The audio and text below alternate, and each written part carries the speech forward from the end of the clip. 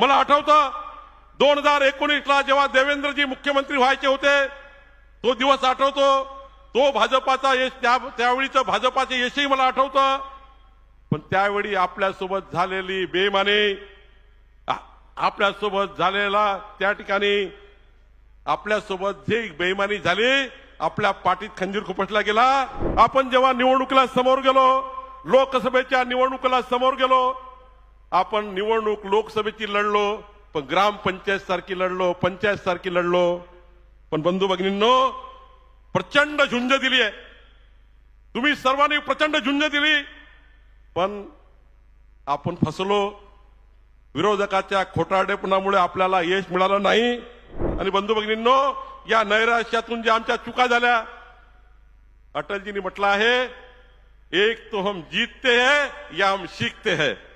खरं तर शाही नगरी शिर्डीमध्ये या होत असलेल्या भारतीय जनता पार्टीच्या आपल्या सर्व कार्यकर्त्यांचं अभिनंदन करताना मला आनंद होतोय। खरं तर हा या अधिवेशनातला कार्यकर्त्याचा महासागर आहे आणि या महासागरामध्ये अनेक कार्यकर्ते, अनेक पदाधिकारी या अधिवेशनामध्ये 2 दिवसापासून निघाले, काही कालपासून निघाले आणि आज या ठिकाणी प्रचंड संख्येने मी बघतोय या ठिकाणी 15,000च्या वर या ठिकाणी कार्यकर्ते उपस्थित झाले आहे। या ऐतिहासिक अधिवेशनाची तयारी करताना अहिल्यानगरचे पदाधिकारी असतील, उत्तर महाराष्ट्राचे पदाधिकारी असतील, आमच्या महाराष्ट्र भारतीय जनता पार्टीचे सर्व पदाधिकारी मंडळ असेल, यांनी मागच्या 15 दिवसापासून या महाधिवेशनाची तयारी केली आणि खऱ्या अर्थाने आपल्या या समर्पित कार्यकर्त्यांनी एक उत्कृष्ट आतापर्यंतच्या भारतीय जनता पार्टीच्या इतिहासामधलं सर्वात उत्कृष्ट अधिवेशन म्हणून या ठिकाणी या अधिवेशनामध्ये आपण सर्व सहभागी होता, याचा आनंद मला आहे। मी खऱ्या अर्थाने आपले राधाकृष्ण विखे पाटीलजी, सुजय विखे पाटीलजी या सर्वांनी जे योग्य नियोजन केले, कष्ट केले, यांचेही मी आभार मानतो। कारण जोपर्यंत या ठिकाणी आपले स्थानिक नेते या व्यवस्थेत येत नाही तोपर्यंत अधिवेशन चांगलं होऊ शकत नाही आणि एक उत्कृष्ट व्यवस्था आपल्या सर्वांची केली। त्यामुळं या ठिकाणी विखे पाटील आणि सुजय विखेजींनी आणि भारतीय जनता पार्टीच्या सर्व कार्यकर्त्यांचं एकदा जोरात टाळ्या वाजवून आपण स्वागत केलं पाहिजे। खरं तर आपल्याला जो अनुभव आहे भारतीय जनता पार्टीच्या संघटनेचा आणि निवडणुकीचा, खरं तर या निवडणुकीमध्ये माननीय युगपुरुष विश्वगौरव नरेंद्र मोदींच्या मार्गदर्शनाखाली या निवडणुकीमध्ये आपण समोर गेलो। आपले लोकनेते देवेंद्र फडणवीसजींची यांच्या नेतृत्वामध्ये आपल्या कार्यकर्त्यांनी निवडणूक लढली। माननीय आपले राष्ट्रीय अध्यक्ष यांच्या जगतप्रसाद नड्डाजी यांच्या संघटनाच्या मार्गदर्शनाखाली आपण पुढे गेलो। माननीय अमितभाईंनी योग्य नियोजन या ठिकाणी निवडणुकीचं केलं। आपल्या सर्व देशातल्या मुख्यमंत्र्यांनी, अनेक राज्याच्या मुख्यमंत्र्यांनी, राज्यातल्या अनेक राज्याच्या प्रवासी कार्यकर्त्यांनी आपल्या निवडणुकीमध्ये आपला प्रवास केला आणि आपण सर्वांनी ज्या पद्धतीने या ठिकाणी या निवडणुकीमध्ये योगदान दिलं, खरं तर माझ्यासारख्या कार्यकर्त्याला तुम्हाला नतमस्तक व्हायचं आहे। आपल्यासारखे देवदुर्लभ कार्यकर्ते भारतीय जनता पार्टीकडे आहे, म्हणूनच आपण या ठिकाणी या निवडणुकीला यशस्वीपणे समोर गेलो। अनेक सभा झाल्या, अनेक बैठकी झाल्या, त्यात मी जात नाही, आपल्याला सर्व माहिती आहे। पण खरं तर या अधिवेशन कशा करता आहे, जो या ठिकाणी प्रस्ताव मांडला जाणार आहे, आशिष शेलारजी प्रस्ताव मांडणार आहे। ज्या पवित्र भूमीमध्ये महाधिवेशन होत आहे ती भूमी श्रद्धा आणि सबुरीची शिकवण देणारी भूमी आहे आणि म्हणूनच या श्रद्धा सबुरी भाजपाची महाभरारी या संकल्पनेच्या आधारावर हे अधिवेशन होत आहे।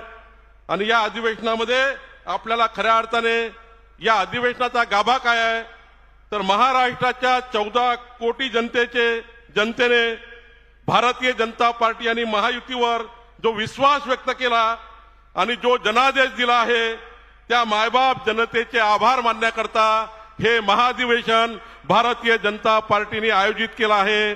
आणि खऱ्या अर्थाने आशिष शेलारच्या प्रस्तावामध्ये या बाबी येणार आहे। बूथ पर्यंत आपल्या देवदुर्लभ कार्यकर्त्यांनी आपल्या जीवाचं रान केलं.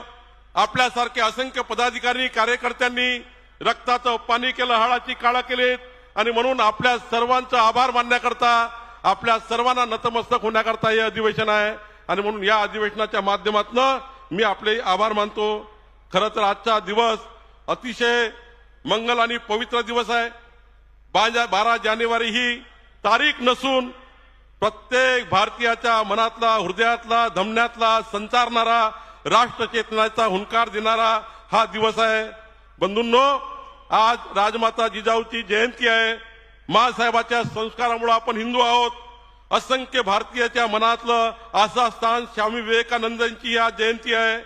मी जिजाऊ माँसाहेबाच्या आणि स्वामी विवेकानंदांच्या या स्मृतीला अभिवादन करतो आहे. खरं तर मला अभिमान आहे. माननीय देवेंद्रजी, 12 ऑगस्ट 2022ला मी जेव्हा अमरावतीच्या दौऱ्यावर होतो, महामंत्री म्हणून काम करायला सुरुवात केली होती, तेवढ्या 3:30 12 ऑगस्ट 2022ला माननीय राष्ट्रीय अध्यक्षाचा मला फोन आला आणि सांगितलं की आपल्याला 15 मिनिटांमध्ये आम्ही तुम्हाला नियुक्त करतो आहे, या राज्याचा प्रदेशाचा अध्यक्ष म्हणून आपल्याला नियुक्त करतो आहे. खरं तर मला 5-10 मिनिट काही सुचलत नाही. महाराष्ट्राची भारतीय जनता पार्टी एवढा मोठा पक्ष, मान्य उत्तमराव पाटील साहेबापासनं स्वर्गीय गोपीनाथजी मुंडे साहेबापासनं ज्यांनी हा पक्ष या ठिकाणी एवढा मोठा केला, व्यासपीठावरच्या नेतृत्वाने तुम्ही हा एवढा पक्ष मोठा केला. या पक्षाचं अध्यक्षपद आणि हे अध्यक्षपद माझ्यासारखा छोटा कार्यकर्ता कसा मी या ठिकाणी या अध्यक्षपदाला न्याय देऊ शकेल. पण मला अभिमान आहे, तुमच्यासारख्या सर्व कार्यकर्त्यांनी माझ्यासारख्या छोट्या कार्यकर्त्याला जी मदत केली, जे अध्यक्ष म्हणून त्या ठिकाणी काम करण्याची त्या ठिकाणी ऊर्जा दिली, मी तुमचे पुन्हा एकदा या ठिकाणी आभार मानतो. तुमच्यामुळेच या ठिकाणी मी अध्यक्षपदाकरता योग्य काम करू शकलो आणि महाराष्ट्रामध्ये खऱ्या अर्थाने तुमच्या सर्वांच्या सहकार्याने आपण पुढे जाऊ शकलो. मला आठवतं की कार्यकर्त्यांनी 2-2.5 वर्ष संपूर्ण समर्पण केलं आहे. बूथवरचा कार्यकर्ता असेल, शक्ती केंद्र प्रमुख असेल, तालुक्यातील कार्यकर्ते असतील, जिल्ह्याचे पदाधिकारी असतील, आपले सुपर वॉरियर असतील, आमच्या महिला आघाडीच्या पदाधिकारी असतील, युवा मोर्चा असेल, आमच्या आघाड्या असेल, आमचे प्रकोष्ठ असतील, तालुक्यापासून प्रदेशापर्यंत सर्व कार्यकर्त्यांनी प्रचंड जीवाचं रान केलं आहे.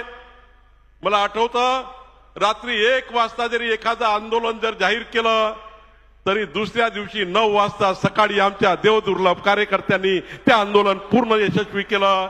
खऱ्या अर्थाने एक मोठी ऊर्जा या महाराष्ट्रात निर्माण केली. मला आठवतं या महाराष्ट्रामध्ये मागच्या 2 वर्षामध्ये 85च्या वर आंदोलनं आपण सर्वांनी केली. खरं तर मला ज्यावेळी वाटलं की माननीय मोदीजींच्या नेतृत्वातल्या सरकारने या महाराष्ट्राच्या 7 कोटी लोकांना वेगवेगळ्या पद्धतीने व्यक्तिगत लाभाच्या योजनेच्या माध्यमातून आपल्या महाराष्ट्राला मोदीजींनी व्यक्तिगत लाभाच्या योजना दिल्या. माननीय देवेंद्रजींना मी विनंती केली, या महाराष्ट्रामध्ये धन्यवाद मोदीजी असा एक कार्यक्रम झाला पाहिजे. मला अभिमान आहे, 35 लाख घरी जाऊन कार्यकर्त्यांनी पत्र आणले आणि धन्यवाद मोदी सारखा कार्यक्रम आपण यशस्वी केला. मेरी माटी मेरा देश हा जेव्हा कार्यक्रम आपल्याला केंद्राने सांगितला तेव्हा मला अभिमान आहे. त्यामध्ये आपण जोडलं देवेंद्रजी, सेल्फी विथ माटी. आमच्या 35 लाख कार्यकर्त्यांनी हातात माटी घेऊन सेल्फी काढली आणि गिनीज बुक ऑफ रेकॉर्ड मध्ये भारतीय जनता पार्टीने केलेल्या कार्यकर्त्याची नोंद झाली. आपल्या सर्व कार्यकर्त्याची नोंद झाली. आपण युवा वॉरियरच्या माध्यमातून प्रत्येक बूथवर युवा मोर्चाच्या शाखा उद्घाटन करण्याचा प्रयत्न केला. आपण सुपर वॉरियरच्या माध्यमातून प्रत्येक विधानसभेमध्ये लोकप्रतिनिधी, कधी काळी लोकप्रतिनिधी असणारे 100 किमान सुपर वॉरियर या ठिकाणी नोंदवले. 34,400 सुपर वॉरियरची आपण नोंद केली. कधी आपण टिफिन बैठक घेतल्या, कधी आपण घर चलो अभियान केलं, कधी आपण मुक्काम केला आणि कधी तर G20 सारख्या परिषदेमध्ये महाराष्ट्राच्या मोठ्या संपूर्ण शहरामध्ये उत्कृष्ट कार्यक्रम राबवण्याचं आपण काम केलं.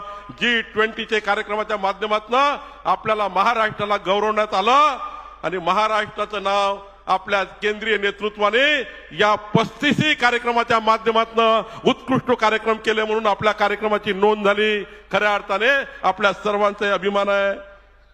बंधू भगिनींनो, आपण बघितलं जेव्हा प्रभू रामचंद्राचा त्या ठिकाणी अयोध्येमध्ये विराजमान होणार होते, त्या दिवशी खरं तर आपल्या सर्व महाराष्ट्रामध्ये घरोघरी अक्षदा देणे, घरोघरून त्या ठिकाणी अयोध्येकडे जाण्याचे कार्यक्रम, प्रत्येक मंदिरामध्ये दिंडी काढण्याचे कार्यक्रम असतील, प्रत्येक मंदिरामध्ये सुशोभीकरण असेल, हा संपूर्ण महाराष्ट्र भगवामय करण्याचं काम जर कुणी केलं असेल, या ठिकाणी बसलेल्या 15,000च्या वर आमच्या नेत्यांनी केलं, 35 लक्षच्या वर कार्यकर्त्यांनी केलं, याचा मला अभिमान आहे.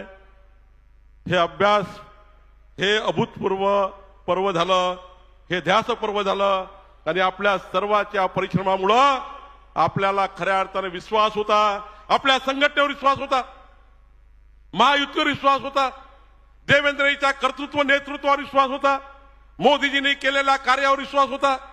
मोदीजीचं सरकार, देवेंद्रजींचं सरकार, 2014 ते 2019चं सरकार, त्या कार्यावर आपल्याला त्या ठिकाणी विश्वास होता. आणि आपण या सर्व विश्वासावर, तुम्ही केलेल्या कार्यावर, आपण जेव्हा निवडणुकीला समोर गेलो, लोकसभेच्या निवडणुकीला समोर गेलो, आपण निवडणूक लोकसभेची लढलो, पण ग्रामपंचायत सारखी लढलो, पंचायत सारखी लढलो, पण बंधू भगिनींनो प्रचंड झुंज दिली आहे.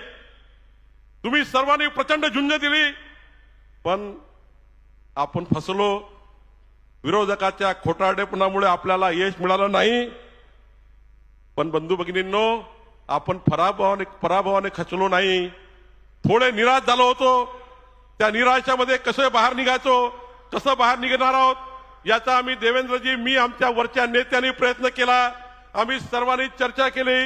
आम्ही पार्लमेंटरी बोर्ड, आमचा कोर ग्रुपच्या बैठकी झाल्या. त्या बैठकीतनं या नैराश्यातून बाहेर निघण्याकरता माननीय देवेंद्रजींनी एक चांगला आमच्या समोर प्लान ठेवला. आणि बंधू भगिनींनो, या नैराश्यातून ज्या आमच्या चुका झाल्या, अटलजींनी म्हटलं आहे, एक तो हम जीतते हैं या हम सीखते हैं. आम्ही निवडणुकीत पराभव झाला नाही, शिकलो आहे. लोकसभेच्या निवडणुकीतनं जे शिकलो, आम्ही पुढे गेलो. आणि बघा, या नैराश्यातून बाहेर काढण्याकरता जर कुणी काम केलं असेल तर तुम्ही बसलेल्या सर्व कार्यकर्त्यांनी काम केलं, तुम्ही बसलेल्या पदाधिकाऱ्यांनी काम केलं. आम्ही जरी काही योजना तयार केल्या असेल, पण तुम्ही जोपर्यंत या नैराश्यातून बाहेर निघाले नसते तर हा महाविजय झाला नसता. मन सांगत होतं, शाके रही तो फूल भी आएंगे. आमचं मन सांगायचं, शाके रही तो फूल भी आएंगे, पत्ते भी आएंगे. ये दिन अगर बुरे हैं तो अच्छे भी दिन आएंगे, अच्छे भी दिन आएंगे. हा विचार आमच्या मनात होता आणि या भावनेने आपण सर्व पुन्हा कामाला लागलो. आणि मला आठवतं, जुलै महिन्यामध्ये पुण्यामध्ये जे महाधिवेशन झालं, 8,500 पदाधिकारी त्या महाधिवेशनाला होते. आणि त्या ठिकाणी माननीय देवेंद्रजींनी विधानसभा निवडणूक जिंकण्याचा संकनाद केला आणि त्या संकनादातनं आपण पुढे जाण्याचा प्रयत्न केला. मला आठवतं, त्या दिवशी माननीय अमित भाईंनी असं म्हटलं होतं, अरे मुंह लटका कर क्या बैठे हो, हम विधानसभा जीतेंगे. हा अमित भाईंनी दिलेला हुंकार होता आणि त्या निर्धारावर आपण सर्वांनी काम सुरू केलं. आणि खरं तर श्रद्धा आणि शबुरीच्या भांडवलावर भाजपाने ही महाभरारी घेतली आहे. ही अभूतपूर्व महाभरारी आहे. 288 विधानसभा मतदारसंघापैकी आपण 149 विधानसभा लढल्या आणि बंधूंनो 132 जागेवर भारतीय जनता पार्टीचे आपले आमदार लोकप्रतिनिधी निवडून आलेत. 288 जागेवर महायुती लढली. 237 जागा भारतीय जनता पार्टी महायुती निवडून आली. आणि खऱ्या अर्थाने हे संख्या सांगण्यापुरतं सांगत नाहीये. हा जो महाविजय मिळाला आहे, हा महाविजय आपल्या कार्यकर्त्याच्या एकीचं बळ आहे, आपल्या वरच्या नेत्याच्या एकीचं बळ आहे. आणि म्हणून आपल्याला हा महाविजय मिळाला आहे. आपण सर्वांनी जे ध्येय निश्चित केलं होतं त्यामुळे यश काबीज झाला आहे. मला आठवतं 2019ला जेव्हा देवेंद्रजी मुख्यमंत्री व्हायचे होते, तो दिवस आठवतो. तो भाजपाचा यश, त्यावेळीचं भाजपाचे यशही मला आठवतं. पण त्यावेळी आपल्यासोबत झालेली बेईमानी, आपल्यासोबत झालेला त्या ठिकाणी आपल्यासोबत जे बेईमानी झाली, आपल्या पाठीत खंजीर खुपसला गेला, खऱ्या अर्थाने महाराष्ट्रातला एक एक कार्यकर्ता हळहळत होता. मला आठवतं आपल्यासोबत झालेला विश्वासघात, मला आठवतं आपल्या देवेंद्रजींना चक्रव्यूहात अडकवण्याकरता झालेले प्रयत्न, मला आठवतं अतिशय हीन शब्दात देवेंद्रजीवर त्या ठिकाणी ज्या पद्धतीने अपमान केले जात होते, तोही दिवस आपल्याला आठवतं. आपल्याला आठवतं आपलं सरकार आलं, पण देवेंद्रजी उपमुख्यमंत्री झाले, तोही दिवस आपल्या डोळ्यात अश्रू आणणारा होता. मला आठवतं मग देवेंद्रजींनी चक्रव्यूह भेदण्याचे जे प्रयत्न केले, ते प्रयत्न सारे आपल्याला आठवतात. आणि बंधूंनो, मला आठवतं देवेंद्रजींनी आधुनिक अभिमन्यू म्हणून, देवेंद्रजींनी आधुनिक अभिमन्यू म्हणून, ते आधुनिक अभिमन्यू आहेत हे त्यांनी सिद्ध करून दाखवलं. म्हणून एकदा जोरात देवेंद्रजी करतात जोरात टाळ्या वाजून आपण सर्वांनी स्वागत केलं पाहिजे.